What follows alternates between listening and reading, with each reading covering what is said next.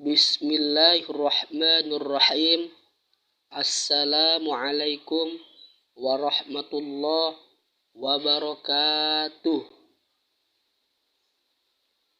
Perkenalkan, nama saya Desa Yeka, Fakultas Tarbiyah dan Keguruan, Prodi PAI, dari kelas PAI B. Di sini saya akan membahas mata kuliah filsafat dari kelompok 4 yang terdiri dari 1. Saya sendiri, Desa Yeka, dengan NIM 2210202240. 2. Dwi Adelia dengan NIM 2230202325. 3. Destri dengan NIM 2220202055. Baiklah, kali ini saya akan membahas materi cabang-cabang filsafat. Cabang-cabang filsafat memiliki 4 bagian. Yang pertama, filsafat tentang pengetahuan. Yang kedua, filsafat tentang keseluruhan kenyataan. Yang ketiga, filsafat tentang pendidikan. Yang terakhir, yaitu keempat, sejarah filsafat. Baiklah, kita membahas yang pertama, yaitu filsafat tentang pengetahuan, yang terdiri dari A. Epistemologi. Epistemologi lazimnya disebut teori pengetahuan yang secara umum membicarakan mengenai sumber-sumber, karakteristik, dan kebenaran pengetahuan. Persoalan epistemologi, teori pengetahuan, berkait erat dengan persoalan metafisika. Bedanya, persoalan epistemologi berpusat pada apakah yang ada yang di dalamnya memuat problem asal pengetahuan, origin. Apakah sumber-sumber pengetahuan, dari mana pengetahuan yang benar, dan bagaimana kita dapat mengetahuinya. Problem penampilan, appearance. Apakah yang menjadi karakteristik pengetahuan? Adakah dunia real dan di luar akal? Apabila ada, apakah diketahui? Problem mencoba kebenaran. Verification. Apakah pengetahuan kita itu benar? Bagaimana membedakan antara kebenaran dan diketahui? B. Logika. Socrates 469 sampai 399 sebelum Masehi mengatakan ribuan tahun yang lalu bahwa pada dasarnya manusia bersifat ingin tahu.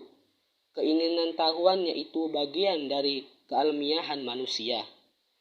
Junarso Ridwan 2010 mengatakan bahwa Socrates telah berusaha menemukan dan mengajarkan prinsip-prinsip universal tentang keadilan dan hukum yang benar. Ujian Andre Atta DKK 2012 mengatakan akal manusia menuntunnya pada pengetahuan. Dorongan keinginan tahuan pada manusia muncul dari akalnya. Manusia yaitu makhluk yang berakal dan memiliki kesadaran akan realitas di luar dirinya. Dalam kaitan dengan syarat-syarat ilmu pengetahuan, logika memegang peranan sangat penting. C. Kritik ilmu. Kritik ilmu adalah ilmu pengetahuan yang menekankan pada teori. 2. Filsafat tentang keseluruhan kenyataan, yang terdiri dari A. Metafisika umum. Metafisika merupakan cabang filsafat yang memuat satu bagian dari persoalan filsafat yang 1. Membicarakan tentang prinsip-prinsip universal. 2. Membicarakan sesuatu yang bersifat keluar biasaan. 3. Membicarakan karakteristik hal-hal yang sangat mendasar. 4. Berupaya menyajikan suatu pandangan yang komprehensif tentang segala sesuatu. 5. Membicarakan soal-soal seperti hubungan akal dengan beda. B. Metafisika khusus yang terdiri dari teologi metafisik, antropologi, dan kosmologi. Yang ketiga, filsafat tentang pendidikan. A. Etika. Etika merupakan proses berpikir mengenai penilaian baik buruknya perilaku manusia, filsafat tingkah laku, beserta persoalan-persoalan dan pembenarannya. Etika merupakan cabang dari filsafat, terutama yang membahas mengenai perilaku manusia sebagai cabang dari filsafat. Menurut K. Berntes 2011, dalam filsafat Yunani etika dipakai untuk menunjukkan filsafat moral yang acap ditemukan dalam konsep filsuf besar Aristoteles. B. Estetika. Konjeran yang erat yang dikutip Andi Hakim Nasution 2007 menjelaskan bahwa dalam budaya terdapat 7 unsur yang dapat ditemukan pada semua bangsa di dunia ini, yaitu 1. Bahasa, 2. Sistem pengetahuan, 3. Organisasi sosial, 4. Sistem peralatan hidup dan teknologi, 5. Sistem mata pencarian hidup, 6. Sistem religi, 7. Kesenian.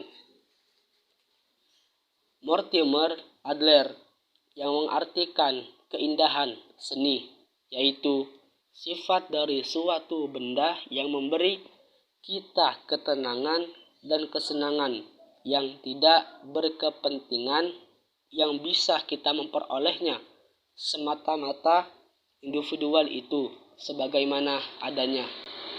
Yang keempat, sejarah filsafat.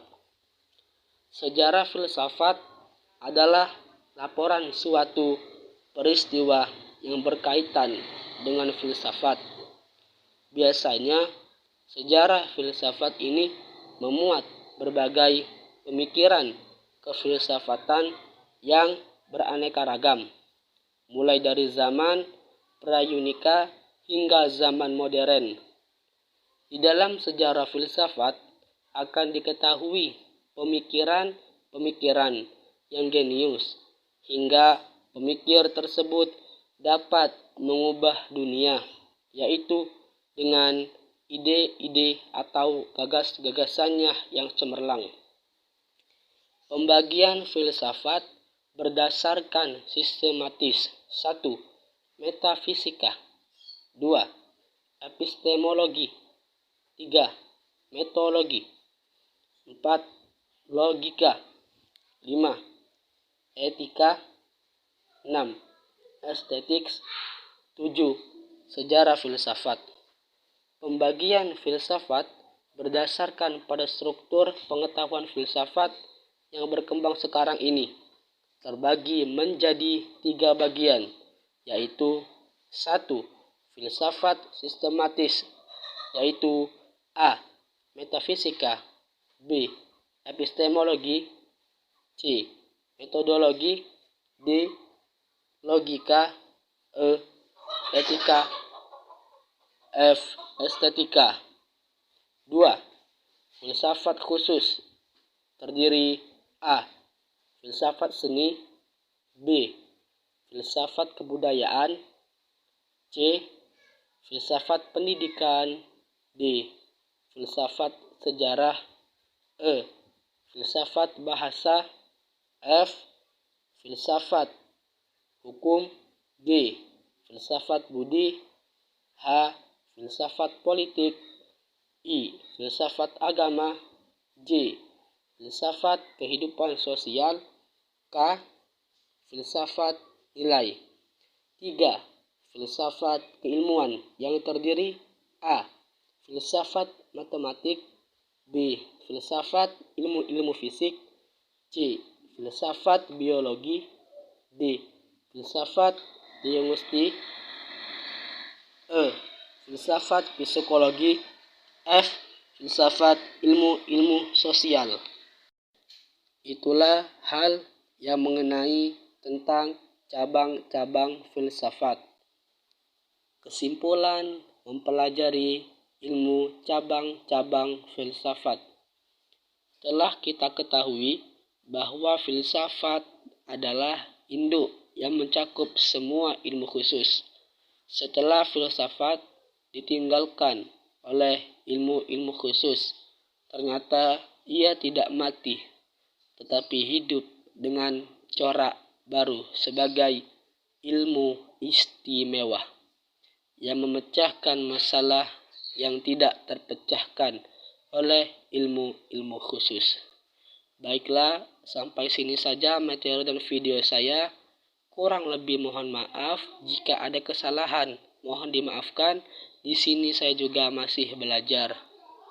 Saya akhiri dengan salam. Wassalamualaikum warahmatullahi wabarakatuh.